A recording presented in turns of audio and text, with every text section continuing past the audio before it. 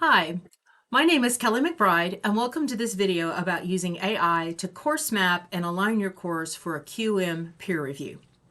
So at Seminole State College, we are a QM campus, and part of the new 7th edition rubric for higher education requires a course map with very specific rows and columns. Now, many of our faculty have never done this and are very unfamiliar with it, or they're just looking for a way to get it done as quickly as possible. And that's what this video is meant to show. So there'll be some sections that you might need to forward through because you're familiar with terminology or alignment, and you just really need to get to the end, which is showing you how to do the AI demo. Others of you might need this first part. So again, fast forward through it as needed. So the handout you see in front of you is the one that I sent out to the campus that has all of the information that you need, and we're just going to kind of work through it, talk about and discuss those things, and then I will show you a demo of how to actually use the prompt. So the first part is, again, walking you through what are we doing, why it matters, and how you can use the handout and the video together. I have a little introduction, who am I to be doing this? I am a former distance ed coordinator. I am a certified peer reviewer for quality matters in higher education with over 15 peer reviews completed. I'm also a trained instructional designer for online learning. And I've been part of the SSC assessment process for several decades now. And I kind of understand where many people are coming from, feeling lost or just overwhelmed. And hopefully you'll see that this matters because the QM rubric actually gives you some really strong help to creating an online course that students will respond to. We're going to start with terminology because that's really important. But if you don't come from a curriculum or assessment background, you might not understand some of these terms or what they mean. So I've given you standard definitions that align with what SSC does and what QM wants. So a course map is really just a blueprint of your course. It shows how all of the elements connect together to do the outcomes and meet those alignment requirements. Now, in the second section of this video, I'm actually going to talk to you about the 4 levels of alignment that you should be considering when you're reviewing your course. QM requires these columns. The week or module. So I tend to break my class down into weeks, but you may use units or modules. So however you're breaking your curriculum down, that's what the first column needs to show. Unit 1, Unit 2, Week 1, Week 2, whatever. You're then going to have a column that shows your course outcomes, then the learning objectives, the graded activities that we call learner activities, the non-assessable activities that you assign but you don't give a grade to, then instructional materials, and finally tools. Now, there are different kinds of course maps. I am using this because this is what the template from Quality Matters has. So we want to kind of do what they want. This is, again, part of our preparation to do peer reviews with Quality Matters. So we're just following that design.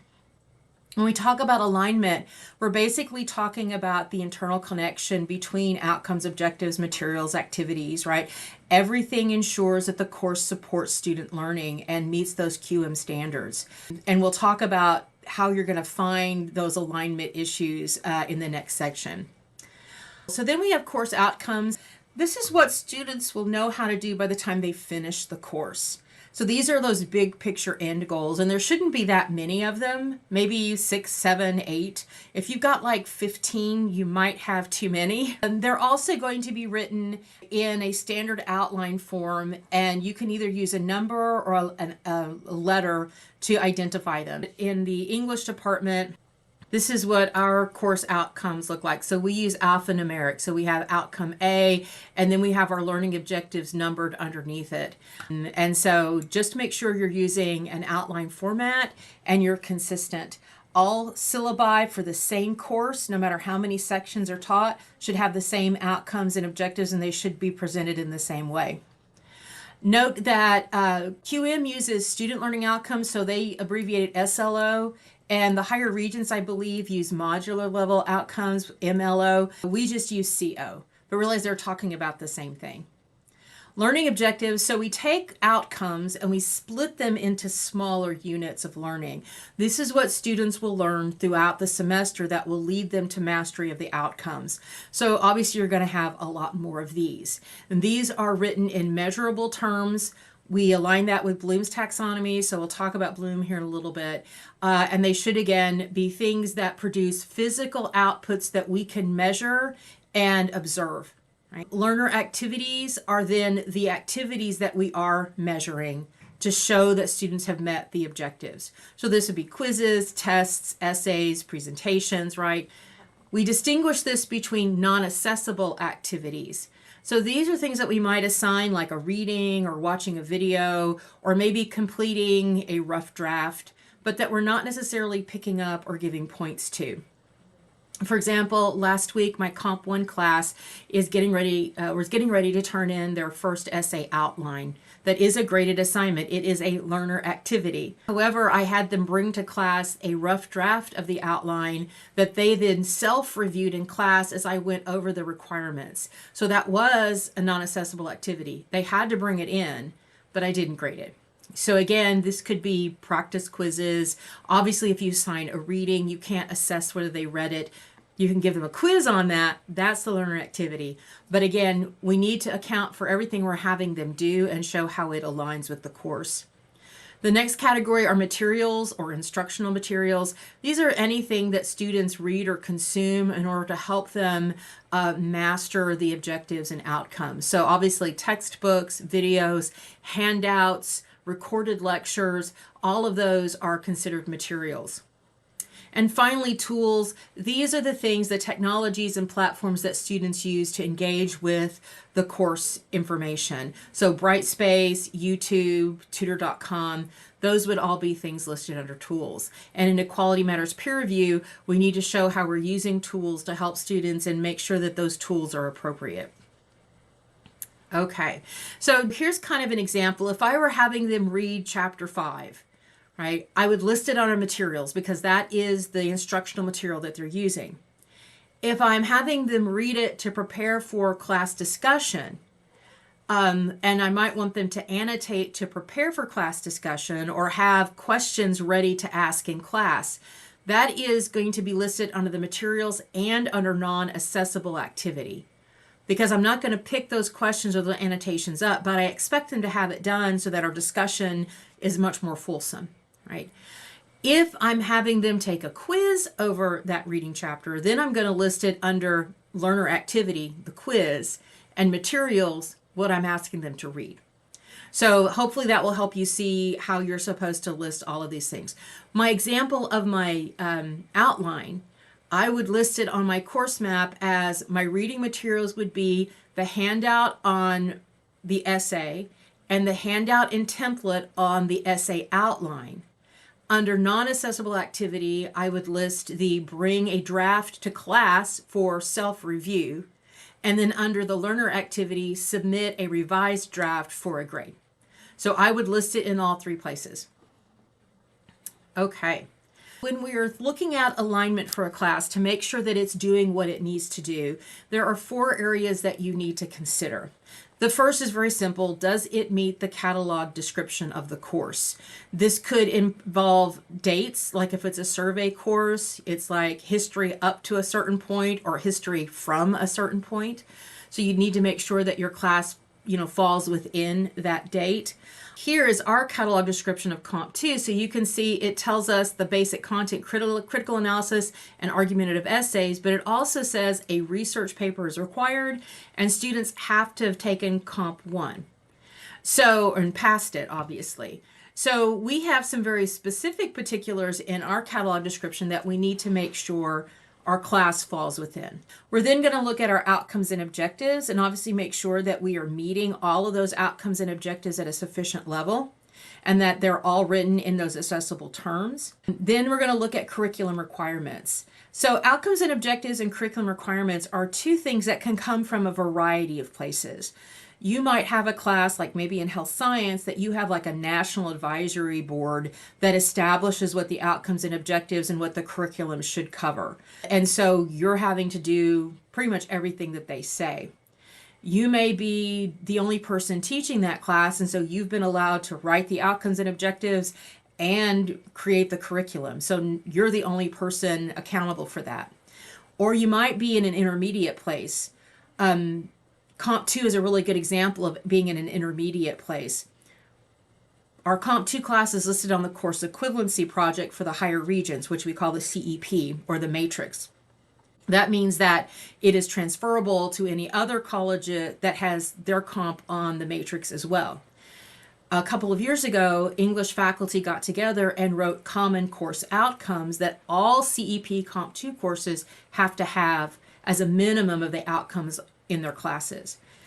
So I came back and I shared those outcomes with English faculty, and then we came up with the objectives for our classes that we're going to use for those outcomes. This is, again, every outcome here is listed on the CEP, but the learner objectives are what we as the faculty here at the college determined. And one of those is that on outcome C is that Comp 2 is either going to use MLA or APA style. Since I choose MLA, my objective is going to say MLA.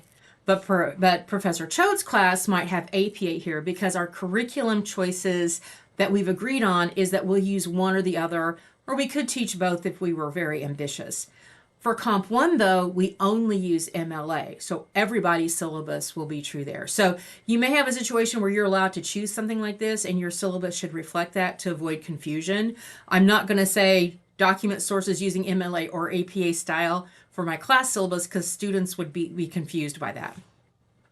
And then these three things are going to be the same, except it's going to say APA instead of MLA based on the faculty's choice. But we have agreed on that.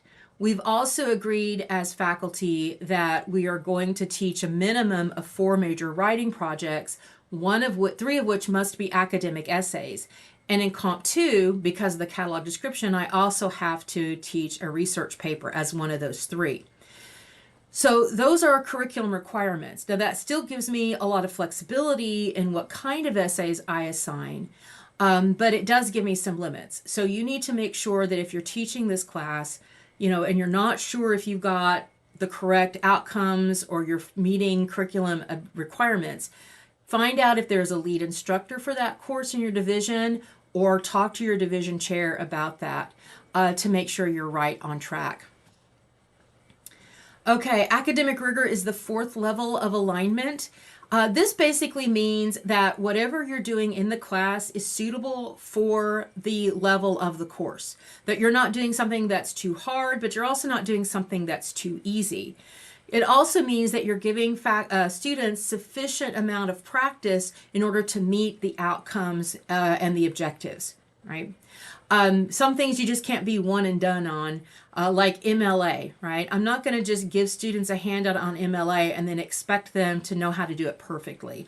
I'm going to give them multiple opportunities with feedback to master MLA and then, complete those summative assignments that are worth the big points. So one of the things we do to ensure academic rigor is that we understand that learning, it has different hierarchies. And so Bloom's taxonomy is just basically what we use in curriculum design because it kind of covers everything really well. So there are 6 levels of learning, from remembering up to creating, with creating being the most challenging. The lower 3 levels of learning that are the easiest are remembering, understanding, and applying. And then the upper levels are analyzing, evaluating, and creating. You may teach a class that primarily is in the remembering, understanding, and applying area, that you're not doing a lot of upper level stuff because it's just not suitable for the class. You may be in a class that pretty much, like Comp 2, covers all of these levels. They're going to come in already knowing a lot of stuff, like how to write a sentence and things like that. We're going to expect them to know how to do that without teaching them, and we're going to evaluate them on their ability to communicate. But we're primarily teaching them to write those essays, which is creating, right? But we're going to expect that they apply the rules. We're going to expect that they can analyze and break things down, and they can self-evaluate and evaluate other people's content as well. So whenever I'm doing an assignment, I have to make sure that whatever my outcomes and objectives say, that I've got appropriate level from Bloom's to master that for students, or to put that on for students, right? And so again, you can go to Bloom and, just see what you're doing and match it to Bloom's and say, okay, do I have too much stuff under the remembering and not enough stuff under applying?